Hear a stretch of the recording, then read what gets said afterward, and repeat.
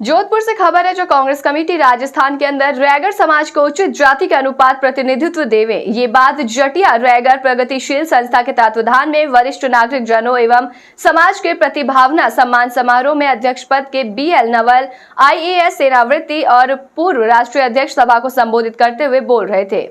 BL Naval ने कहा कि राजस्थान के अंदर रैगर समाज 40-45 लाख के करीब जनसंख्या निवास करती है। जो समाज की बात करेगा समाज उसका समर्थन देगी।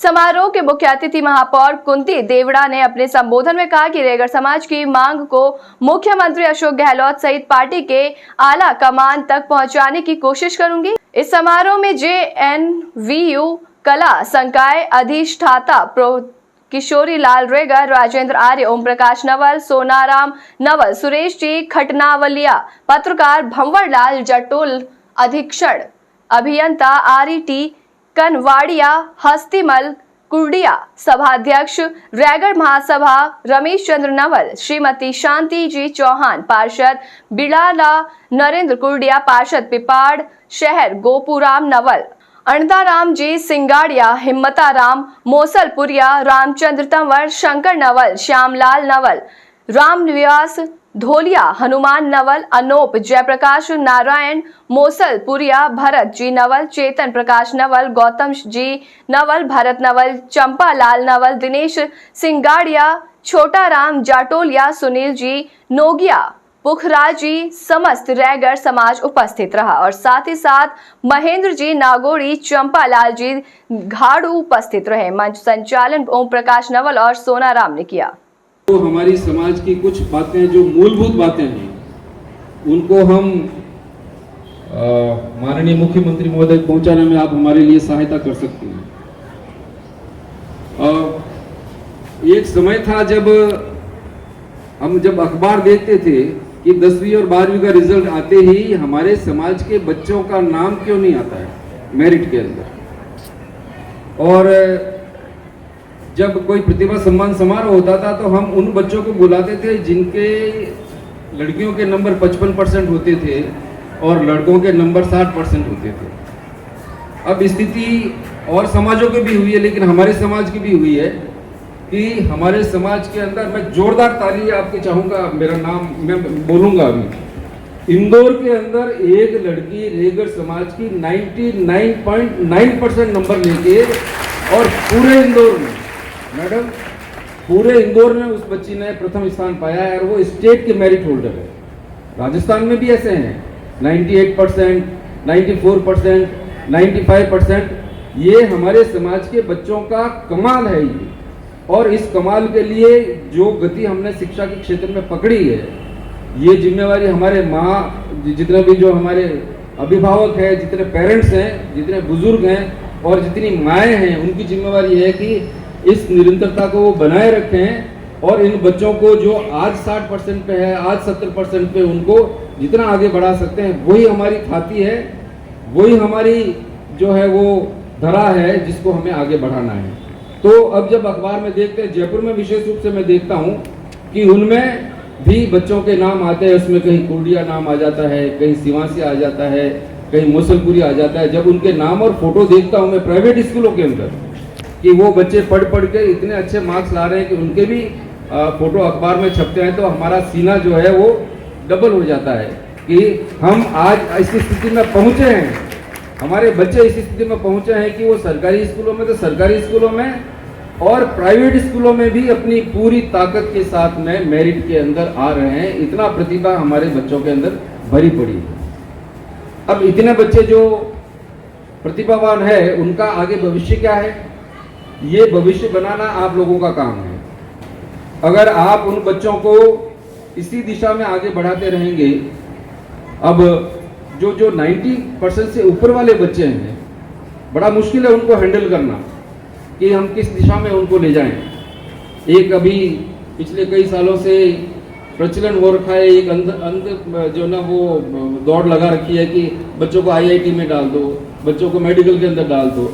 जितने बच्चे हमारे समाज के IIT में इंजीनियर बने हुए हैं, जितने बच्चे हमारे समाज के डॉक्टर्स बने हुए, चाहे वो एम्स में हो, चाहे वो भारत के और राज्यों में डॉक्टर्स हो, या राजस्थान के अंदर सरकारी और प्राइवेट कॉलेजों में, मेडिकल कॉलेजों में वो डॉक्टर बन रहे हों, वो वही डॉक्टर बन जाएंगे, इंजीनियर बन जाएंगे, लेकिन उनका जो योगदान समाज के लिए है वो इतना विस्तृत नहीं होता है। ये डॉक्टर साहब बैठे हैं, हमारे 2 डॉक्टर बैठे हैं, ये उस पीढ़ी के हैं जब इन्होंने बहुत संघर्ष करके और ये कयार उनके दिल में समाज के प्रति भावना है। लेकिन आजकल की जो पीढ़ी है, आप जानते हैं, माँ बाप के 1 या 2 बच्चे होते हैं, बड़ी मुश्किल से उनको पढ़ाते हैं और उनको बाहर भेज देते हैं पढ़ने के लिए, और जब वो बाहर पढ़ने चला गया तो वो बच्चा आपसे दूर हो गया। IIT करने चला गया वो बच्चा आपके पास कभी वापस नहीं आएगा। उसने जिस दिन 12वीं में परीक्षा देके IIT करने चला गया तो बाहर ही पढ़ेगा, बाहर ही नौकरी लग जाएगी MNC के अंदर, जो विदेशी जो कंपनी है उसमें, और वो बच्चा बाहर ही शादी कर लेगा, आपसे बिल्कुल वो अलग हो गया। क्या करना चाहिए हमें, समाज को इस बारे में क्या सोचना चाहिए? मेरा ये आप लोगों से कहना है कि जो बच्चा 99% ला रहा है, जो बच्चा आपके 84% ला रहा है, उस बच्चे में प्रतिभा तो है ही ना, तो उस प्रतिभा को हम मेडिकल और इंजीनियरिंग में पढ़ाई करने के बाद में उसको UPSC का एग्जाम दिलवाइए, उसको RPSC का एग्जाम दिलवाइए, जज बनाइए, उसको RIS बनाइए, पुलिस अफसर बनाइए, IAS बनाइए, IPS बनाइए, बड़े बड़े ओहदे जो होते हैं उनको बनाइए, तब कहीं जाके इस समाज का भला होगा। मुझे याद है राजेंद्र जी ने वो शायद कार्यक्रम किया था कि पिछला कार्यक्रम हमारा कुंदन कंवरिया और एक बच्ची और थी, उनके अभिनंदन के लिए किया था, उसके बाद में ये वही हो रहा है कार्यक्रम। अब कुंदन कंवरिया को राजस्थान मिल गया, कुंदन कंवरिया का नाम लेते ही पूरे समाज का सीना जो है ना वो चौड़ा हो जाता है, और कितने IIT बन गए होंगे उनका नाम लेने से। तो ये एक आदमी कुंदन कंवरिया का नाम आते ही पूरे समाज का, राजस्थान में नहीं पूरे भारत के अंदर जो है ना रेगड़ समाज की पहचान होती है। तो हम अब क्या चाहते हैं? हम चाहते हैं कि हमारा बच्चा जो है ना इतना टैलेंटेड बच्चा है, उसको हम महरूम कर दें, उसको आप जरूर RPSC UPSC में, और ये सारी जिम्मेवारी जो है हमारे पेरेंट्स की है। अब एक कमाल और देखिए, अभी प्रोफेसर साहब ने ये कहा था कि हमारे जो ये रूढ़िवादी बातें हैं जिसको बाबा साहब ने कभी जो है वो फॉलो नहीं किया था, नहीं किसी के लिए कहा था कि आप इनको फॉलो करो, अंधविश्वास की बातें हैं, आडंबर की बातें हैं, जो धार्मिक उलझनों में फंस जाते हैं, घरों के अंदर जो कुरीतियों में फंस जाते हैं, सामाजिक कुरीतियाँ सब समाजों में होती है, हमारे में भी है, उसमें फंस जाते हैं। वो परिवार पैसे की बर्बादी करता है, समय की बर्बादी करता है, परिवार की बर्बादी उसके अंदर होती है। तो क्या करना चाहिए हमें? हमें ये करना चाहिए कि हमें बाबा साहब का संविधान और बाबा साहब की कही हुई बातों को फॉलो करते हुए उन बच्चों को UPSC और RPSC और ये जो एग्जाम से उनमें दिलवाना चाहिए। इस साल बहुत गर्व की बात है, बहुत बड़ी बात है रेगड़ समाज के लिए, और ये इतिहास है कि इस साल के UPSC के एग्जाम में पूरे भारत में राजस्थान के 4 बच्चे और एक पंजाब का बच्चा, 5 बच्चे IAS बने हैं। 5 बच्चे, जहां पर 10-10 साल के अंदर, 20-20 साल के अंदर एक IAS या IPS बनता था, इस बार 5 बच्चे, जिसमें सबसे 22वीं रैंक, पूरे भारत के अंदर 22वीं रैंक लाना कोई छोटा काम नहीं है, बहुत बड़ा जो ना अचीवमेंट है। तो सुनील धनवंता जो ऑलरेडी IPS था, जो ऑलरेडी ट्रेनिंग कर रहा था हैदराबाद के अंदर, उसने हार नहीं मानी, बोला मुझे पुलिस अफसर नहीं बनना है, मुझे तो IAS ही बनना है। क्योंकि IAS मालिक होता है, किसी कंपनी के अंदर मालिक IAS होता है और उसका जो नौकर होता है वो IPS होता है। वही अथॉरिटी होती है जिले के अंदर भी, कि मालिक जिले का जो होता है वो IAS होता है। IAS ही सरकार के अंदर पॉलिसी बनाता है, IAS ही जो है ना सरकार के अंदर जितनी भी पॉलिसी है उसको एग्जीक्यूट करता है। IPS उतना ही इम्पोर्टेंट है, उतनी ही ताकत वाला है, लेकिन उसका काम लॉ एंड ऑर्डर का मेंटेन करना है, उस तरह की स्थिति समाज के अंदर शांति व्यवस्था कायम रखने का है, समाज को सही लाइन पे चलने का है। बदमाश गुंडे जो होते हैं उनको जो है ना अपने कानून के हिसाब से जो है ना वो बाहर नहीं निकले, उनको ठीक करने का काम होता है। तो दोनों की ही जरूरत है। तो पहला बच्चा 22वीं रैंक के अंदर सुनील धनवंता, धनवाड़िया है वो जयपुर जिले का है। दूसरा बच्चा पंजाब के अंदर अभिषेक बाकोलिया करके है, उसकी रैंक 217 के आसपास की है, बड़ी रैंक है वो। जहाँ पर 1000 बच्चे लेने हो उसमें अगर 217वीं रैंक होती है तो हमारा जो है ना दिल बहुत बड़ा होता है। तो वो 217वीं की रैंक है। तीसरा एक लड़का ऑलरेडी जो है ना यूपीएससी का एग्जाम दिया हुआ है, उसका नाम है राजेश मौर्य। और वो राजेश मौर्य छोटे से गांव का गरीब परिवार का पला बड़ा, और वो आईएएस है। वो उसकी भी बहुत अच्छी रैंक है। एससी के अंदर उसका 19वां नंबर है पूरे भारत के अंदर। और सबसे बड़ी बात कि 2 भाई जिसने मेडिकल की है, 2 भाई और 1 बहन है। कुचामन के पास में गांव है भावता, 7 किलोमीटर दूर, उसमें मास्टर जी हैं। उनके बेटे बेटी को उन्होंने पढ़ाया, तीनों को एग्जाम दिलवाया, जिसमें दोनों बेटे हिंदी मीडियम से आईएएस में बने, आईएएस बने। दोनों कन्वड़िया, एक राहुल है उसका नाम, एक कृष्णकांत है। अब आपको विचार करना है, और विचार क्या करना है, आपको दृढ़ निश्चय करना है कि हम हमारे बच्चों को इसी लाइन में डालेंगे। हम बातें करते हैं साहब गुर्जर समाज के अंदर तो वो ताकत है, जहाँ भी देखो पूरे भारत के अंदर मीणा समाज जो है ना वो सब जगह पाए जाते हैं। सभी, कई आईएएस है, कई आईपीएस है, कई जो है ना राजनीति के अंदर है, और कहीं भी जाते हैं तो वो दिखते हैं। हम क्यों नहीं दिख सकते भाई? और इस बार कैसे दिखे हम? कैसे हमारे जो है बच्चों ने मेहनत करके और ये पोजीशन पाई है? तो ये पोजीशन मारवाड़ के अंदर भी आनी चाहिए। हम थक गए हैं, एक आदमी का नाम पहली बार ये आया है, तो हमें ये यहाँ से दृढ़ निश्चय करके जाना है कि जो बच्चे आपके मेरिट में है, जो आईआईटी कर चुके हैं, उन बच्चों को आप प्राइवेट नौकरी में मत भेजो। वो प्राइवेट नौकरी में माँ बाप को पैसा अच्छा लगता है, लेकिन कितने दिन लगता है? पैसा जब आना शुरू होता है तो उसकी एक सीमा होती है, उसके बाद में पैसा कोई मायने नहीं रखता है। फिर याद आता है कि बेटा तो आता ही नहीं हमारे, ना होली में आता है, ना दीपावली पे आता है। बहू जो है ना वो विदेशी ले आया, या बहू अपनी इच्छा की ले आया, तो हमारे बेटे का जो है ना इतना पढ़ाना और उसको पाल पोस के बड़ा करना क्या काम आया हमारा? ये पीड़ाएं बाद में होती है। लेकिन अगर वो आईएएस और आईपीएस बन गया तो आपका नाम, चाहे वो कर्नाटका में नौकरी कर रहा हो, चाहे बंगाल में नौकरी कर रहा हो, चाहे कश्मीर में नौकरी कर रहा हो, आपका मान हमेशा बढ़ेगा। मेरे बेटे का साला है, वो वेस्ट बंगाल के अंदर आईपीएस है, आज की तारीख में डीसीपी है। जब उस परिवार की बात आती है तो हौसला बढ़ता है हमारा कि भाई देखो हमारे समाज के अंदर एक बच्चा जो है ना वो डीसीपी है वहाँ। तो लब्बो-लुआब ये है कि अब आपको क्या करना है? ये करना है कि इन प्रतिभावान बच्चों को आगे बढ़ाना है। ये मेरी आप लोगों से पुरजोर प्रार्थना है। ये मेरा होम डिस्ट्रिक्ट है, ये मेरा होम जोन है। मेरी जिम्मेवारी बनती है कि मैं इस बात पे आप लोगों से जोर दे के बात करूं, और ये बात मैं आप लोगों से अपील कर रहा हूं। एक ऐसी आदर्श जगह है जहां से मैं बड़ा हुआ, जहां मैंने पढ़ाई की। लेकिन अब मैं इस मंच के माध्यम से और कुछ कहना नहीं चाहता, लेकिन इतना जरूर कहना चाहता हूं कि अगर आपको समाज को आगे बढ़ना है, परिवार को आगे बढ़ना है, और अगर आपने 5 बेटे हैं या बेटियां हैं, उनमें से अगर 2 बच्चों को भी पीछे छोड़ दिया तो आपका परिवार कभी आगे नहीं बढ़ सकता है। इसलिए ज़रूरी है कि आप लोग जो है वो पूरे समाज के लोग एक हो जाओ। जब तक एक नहीं होंगे हम, तब तक हमारे समाज की ये जो बातें करते हैं ना कि सब हमारे में एकता नहीं है, हमारा पॉलिटिकल रिप्रेजेंटेशन नहीं है, हमें जो है ना राजनीतिक रूप से कोई गांठता नहीं है। क्यों गांठेगा आपको? हम जब एक कोई काम लेके जाते हैं तो हम 4 ग्रुप में जाते हैं। सीएम साहब आते हैं तो 4 लोग अलग जाएंगे, 5 लोग अलग जाएंगे। ये यहाँ की बात नहीं कर रहा हूँ मैं, जयपुर की भी बात कर रहा हूँ मैं। और जयपुर वालों के लिए भी मैं ये बात करता हूँ कि आप अगर एक काम को कराना है तो आप सारे मिलके क्यों नहीं जाते हो, और एक लीडरशिप को आगे क्यों नहीं करते हो? अगर आपका एक नेतृत्व है तो पीछे आपकी अगर पीठ मजबूत है तो आपकी बात की सुनवाई होगी।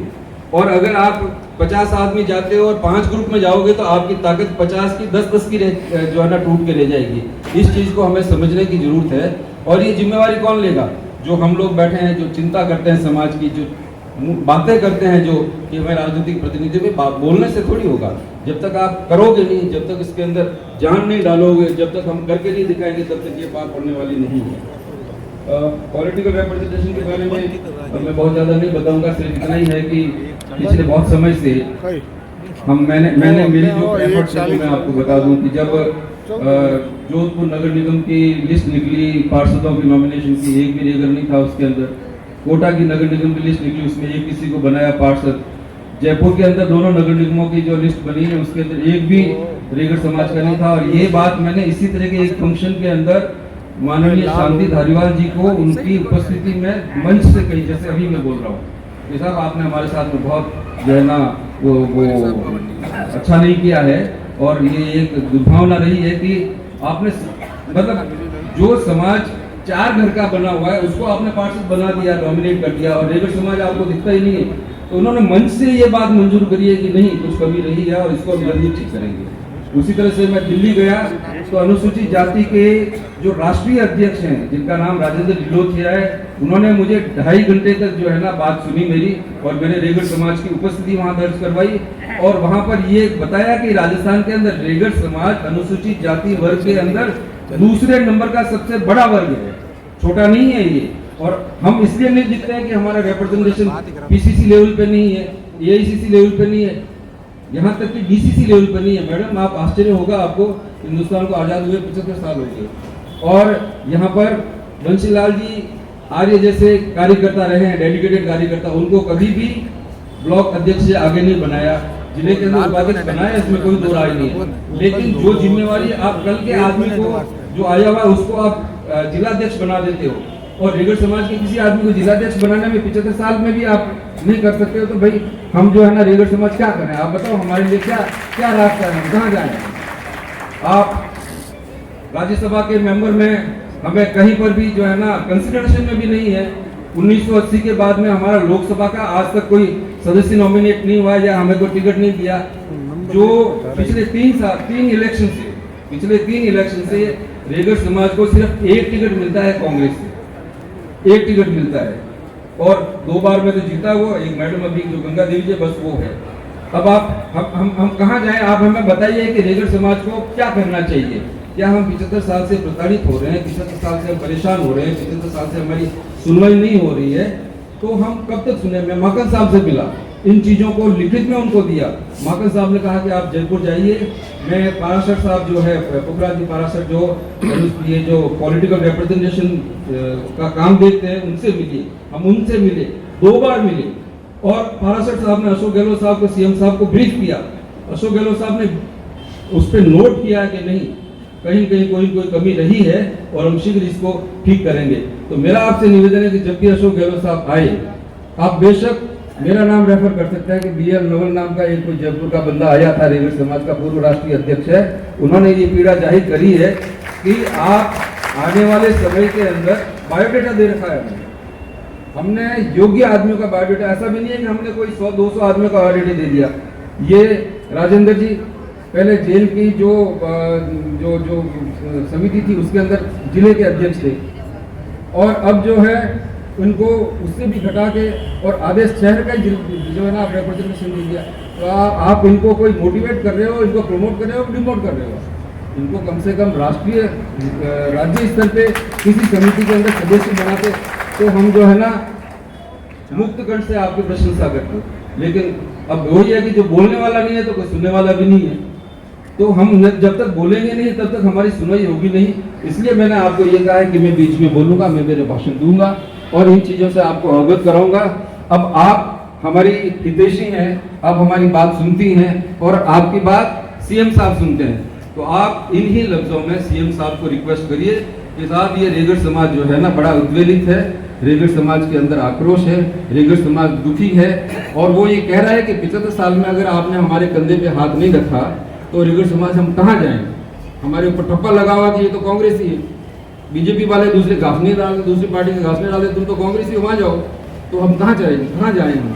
तो ये चीज़ें आपको थोड़ा सा कष्ट जरूर होगा, और मैं राजेंद्र जी को और इस पूरी टीम को एक जिम्मेवारी दे रहा हूँ। जब भी इस बार अशोक गहलोत साहब आए, आप उनको रिक्वेस्ट करो कि साहब जो है ना आपका होम डिस्ट्रिक्ट है, यहाँ भी कम से कम आपके जो प्रिय आदमी हैं, जो भी आपके जो कांग्रेस के अच्छे कार्यकर्ता हैं, उनको आप आगे बढ़ाओ। हम ये भी नहीं कहते कि हर किसी को आगे बढ़ा दो, आपके प्रिय कार्यकर्ता, आपके अच्छे काम करने वाले, उनको आगे बढ़ाओ और उनको तहसील से जिले में लाओ, जिले से प्रदेश में लाओ। ऐसा नहीं है कि जिले से आप तहसील में क्या और नगर पालिका का एक वार्ड का आपने वो सेलेक्ट करके बता दिया, तो आप खुद सोचिए सही है क्या?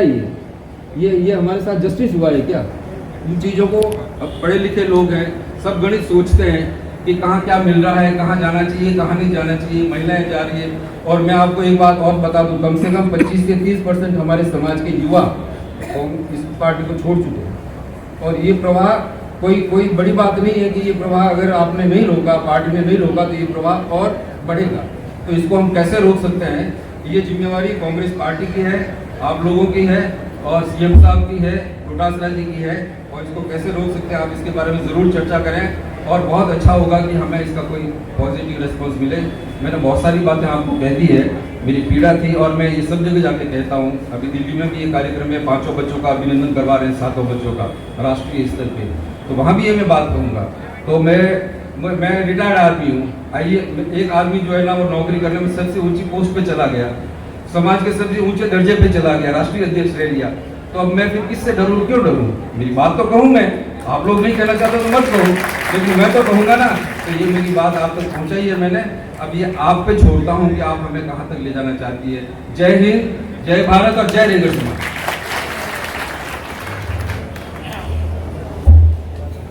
धन्यवाद नवल साहब, आपने